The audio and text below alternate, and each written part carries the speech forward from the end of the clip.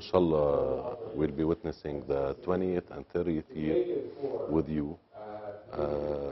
If I didn't believe in the role that Telecom Review is playing with operators, with the service providers, with manufacturers, I wouldn't have attended all these summits and saw you in most of them. So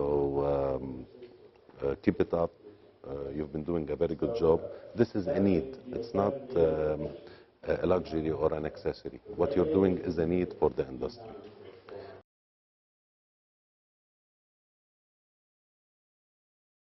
Today, our panel will be mostly discussing startups. We'll go there. We'll speak about startups, but my main direction is the main subject. It's telecom.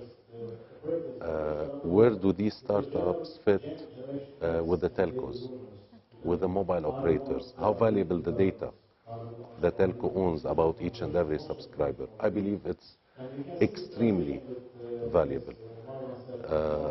The telcos should not act as VCs or angel investors and startups. No, different types of startups could come up from the technology that these telcos have, the very valuable data they have about their subscribers, and the trust they have with their subscribers.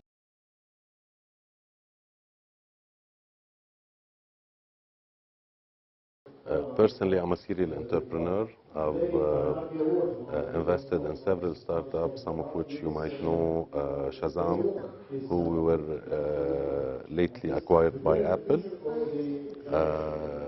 But I've been developing several startups in the mobile business. So in the past couple of years, we've been working a lot on microfinance.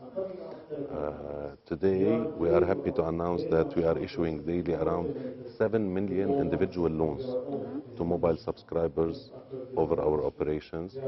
And we are able every day to complete around 20 million successful transactions in terms of micropayment, microloans, service delivery to our customers all over. All right? And we're trying to always be ahead, develop more our services, and be there on the competition.